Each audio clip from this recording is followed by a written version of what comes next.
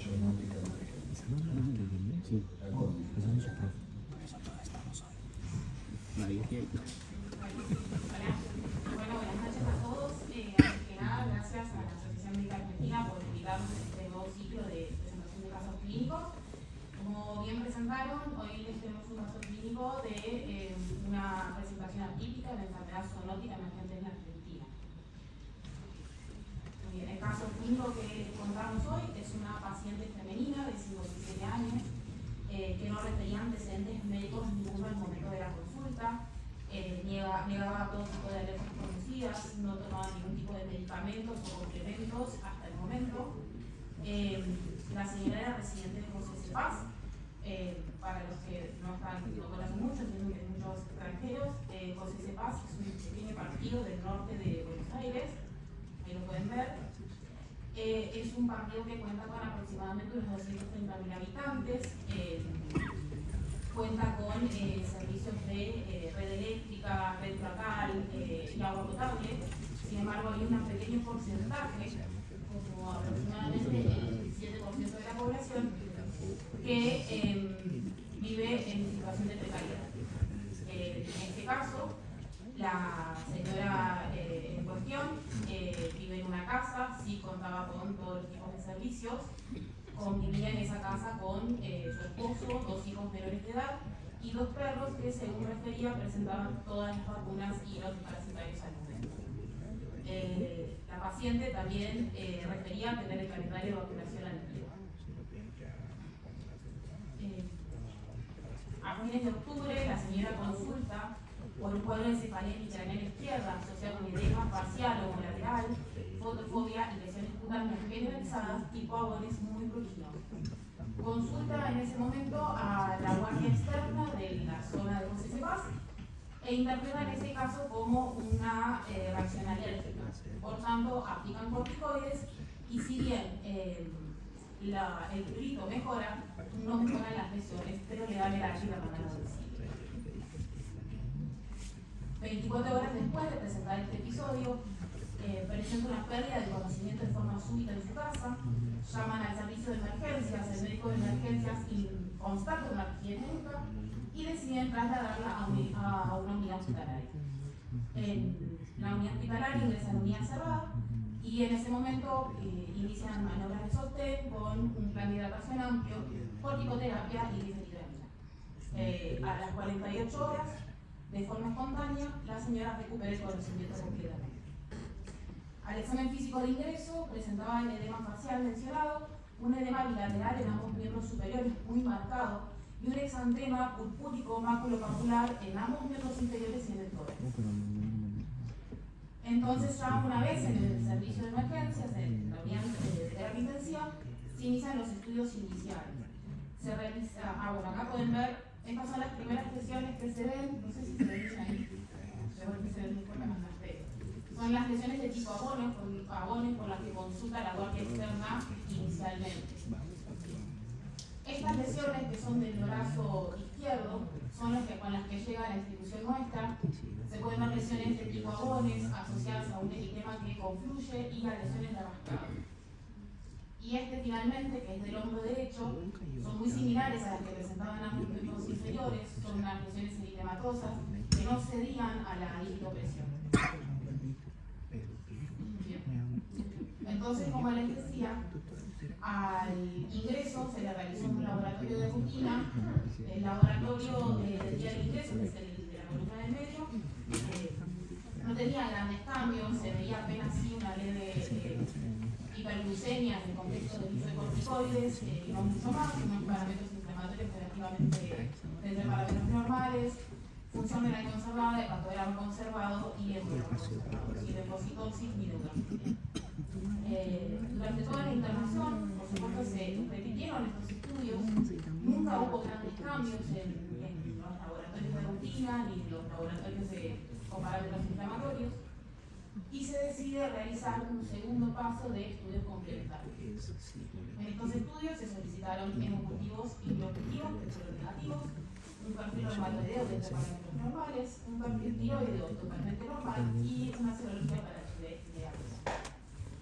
Así pues, teniendo en cuenta todos los síntomas neurológicos que tenía y el síndrome de Meniere's que había presentado, se realizó una tomografía del cerebro, en la que esta es una foto solamente única, representativa, en la que no se observaban ni lesiones ocupantes de espacio, ni lesiones sangrantes, ni desviación de la línea media, ni borramiento de los surcos o signos de edema. Posterior a esto, más adelante se realizó una resonancia, esa resonancia fue completamente normal también. Entonces, se prosiguió a realizar una punción lumbar.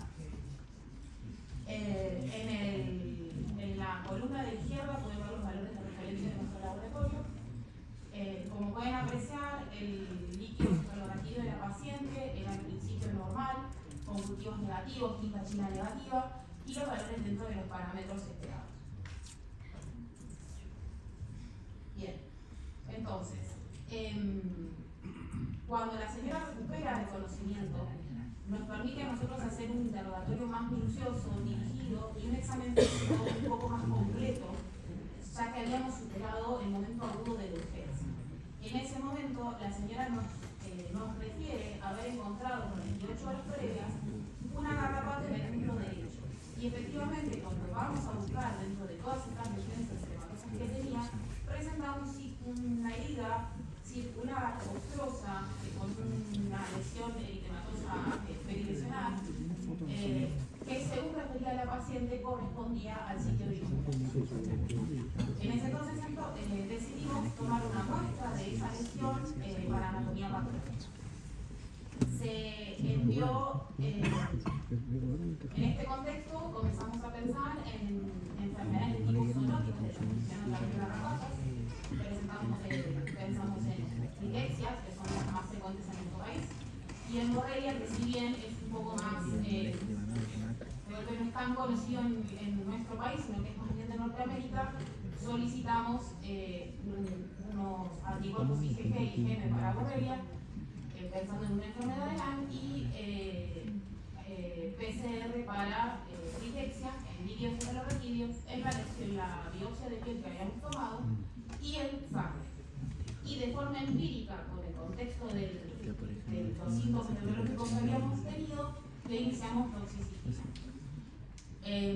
Ese tratamiento lo completó por 14 días, tuvo éxito, a las 48 horas las lesiones desaparecieron, la cefalea, que había sido intermitente e intensa durante toda la internación y de muy difícil manejo, desapareció completamente. Como signos durante los últimos días de internación tenía una parestesia en miembros superiores y ningún otro síntoma más. Las lesiones postúricas también desaparecieron y no tuvo más pruritos. El tratamiento lo completó por 14 días sin ningún otro problema ni recurrencia durante la internación. Esta garrapata que creemos fue la culpable del caso. Entonces, acá ¿qué les traemos? Este es un cuadro comparativo de los líquidos cefalorraquídeos que se llaman líquidos claros. En el caso de esta paciente sí presentó una encefalitis secundaria a una enfermedad zoonótica, o eso es lo que pensábamos en el momento, pero con un líquido cefalorraquídeo normal en principio. Y nos puso en una situación de pensar, bueno, ¿cuáles son los diagnósticos diferenciales en cuanto al líquido cefalorraquídeo sin aparente patología en el físico? Acá les traemos en la primera columna el líquido cefalorraquídeo normal, que ya lo conocen, cristal de roca, con poca celularidad, con una proteinurraquia entre 15 y 40 y una glucorraquia entre 50 y 75. En este caso, los diagnósticos diferenciales en cuanto a los líquidos claros están los hongos, que se van a encontrar estas características en particular: una celularidad relativamente entre normal y elevada, una proteinurraquia también entre normal y elevada y una glucorraquia disminuida. Esto lo pueden ver en los casos de criptococo, de candida albicans, de pacientes inmunosuprimidos, como los pacientes HIV que no realizan tratamiento o abandonan el tratamiento. En el caso de, por ejemplo, la tuberculosis, si bien son líquidos claros los fúngicos y los de tuberculosis, este líquido es un poquito más, se dice opalescente, un poquito turbio, pero a veces, si uno no está acostumbrado, pasa por líquido claro. En la tuberculosis tienen una celularidad a predominio linfocitario, tienen una proteinorraquia más bien tirando elevada y una glucorraquia disminuida. Y por supuesto van a tener un ADA positivo y triptofano. En el caso de las encefalitis virales, es un líquido muchísimo más parecido al normal. Es un líquido que la presión de apertura en general es normal, es bien cristal de roca, tiene predominio linfocitario, tiene una proteinorraquia más bien, digamos, ya más anormal que elevada y una glucorraquia totalmente normal. Este es el caso de herpes simple, del enterovirus, etc. En las últimas tres columnas, lo que pueden ver son, por un lado, la rickettsia, el líquido claro de la rickettsia, y el líquido de una meningitis bacteriana. Si bien la meningitis bacteriana no es un líquido claro, claramente lo que quería era que vean la diferencia. La rickettsia es una bacteria y sin embargo no tiene una presentación típica de una meningitis bacteriana en cuanto al líquido cefalorraquídeo. Esto hace que muchas veces el diagnóstico sea muy complejo, lo pasemos totalmente desapercibido y lo que no conocemos no lo pensamos y por tanto no lo tratamos. En este caso, la rickettsia es un líquido claro que no presenta casi celularidad, que tiene una proteinorraquia de normal a elevada y una glucorraquia normal, como fue el caso de la paciente noche.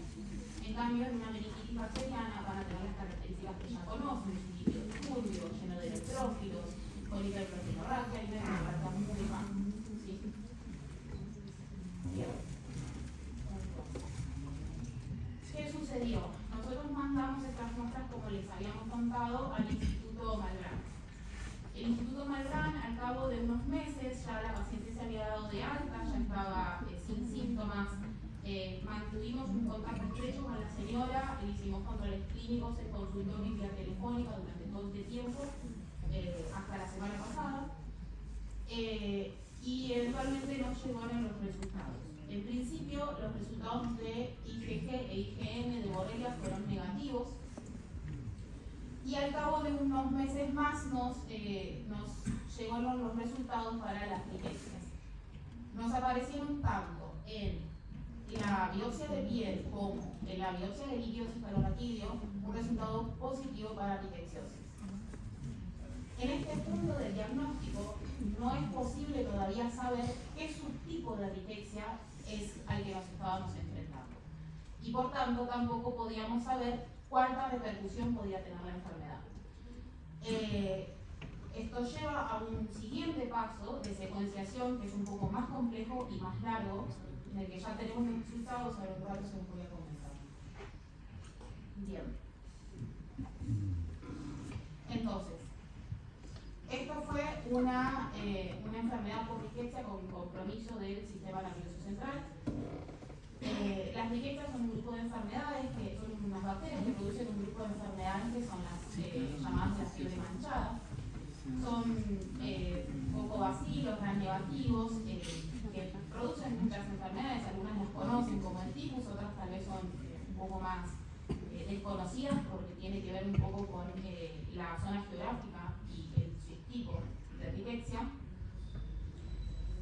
Requieren un huésped y un vector, por eso son zoonóticas. El vector pueden ser, como ven ahí, garrapatas, ácaros, pulgas o piojos. Y dependiendo del subtipo de rickettsia, es el vector que va a elegir. Y asimismo, dependiendo del subtipo de rickettsia, es el tipo de garrapata, en este caso, que va a poder permitir la proliferación de la rickettsia como tal.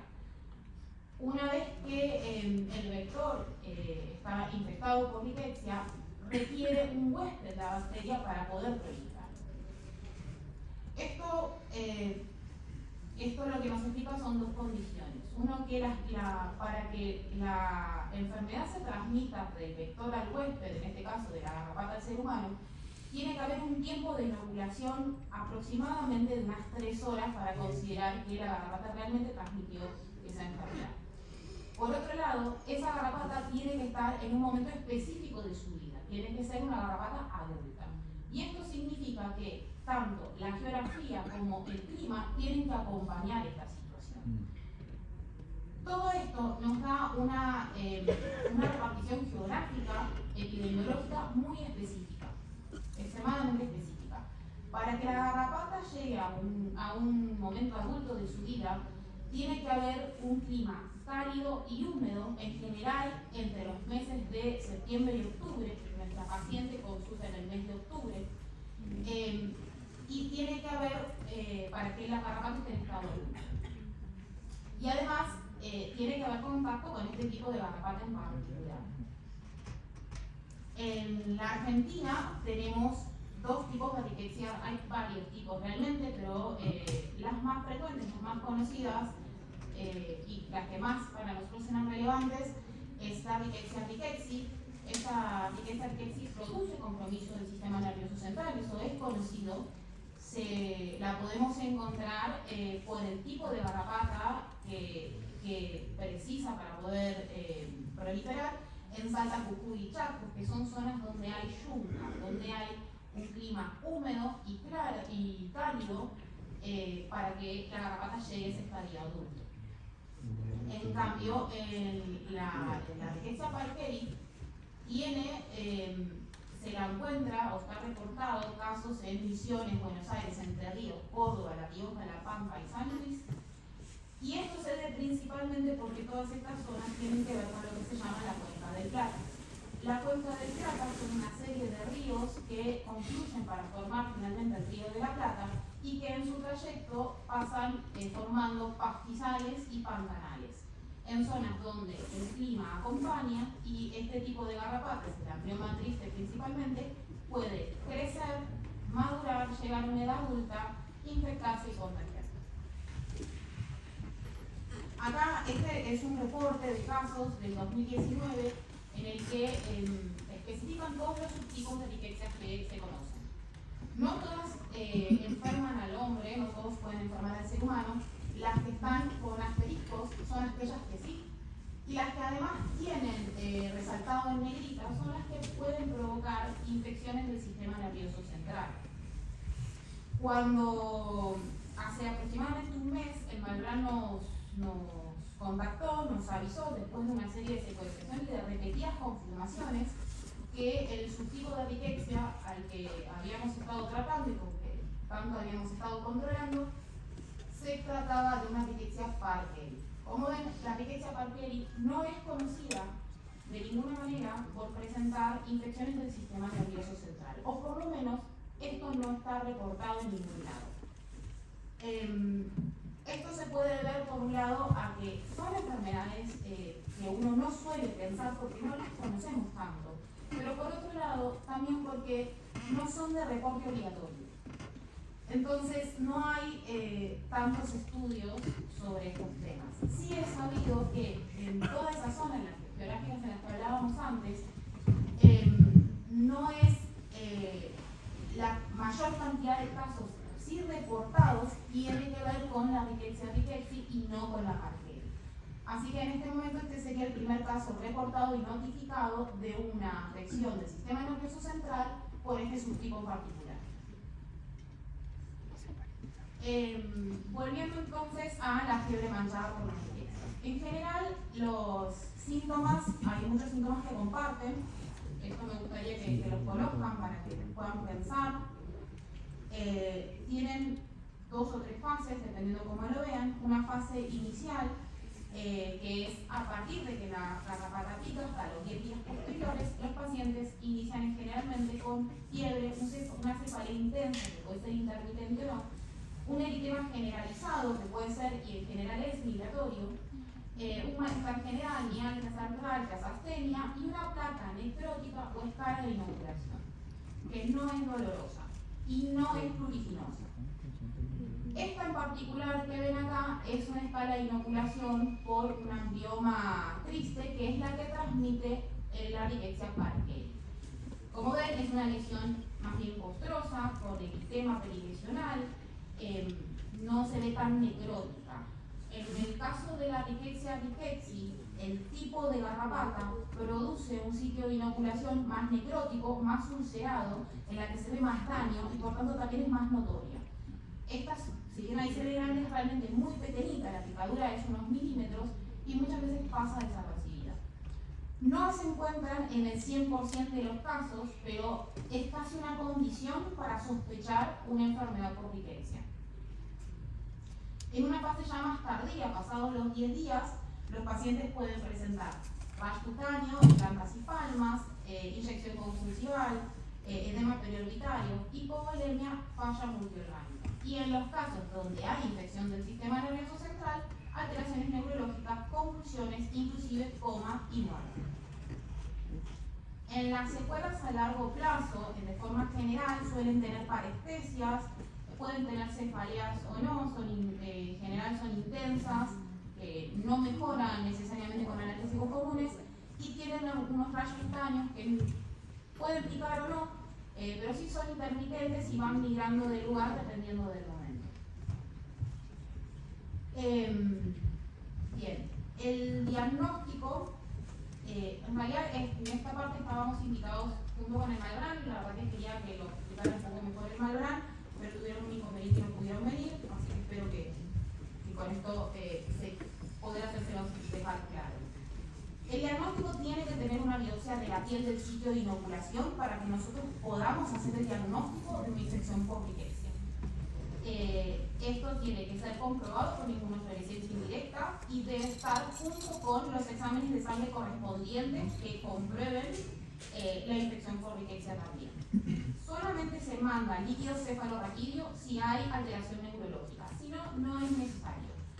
En la biopsia de piel, lo que van a encontrar en la anatomía patológica inicial es un infiltrado mononuclear perivascular.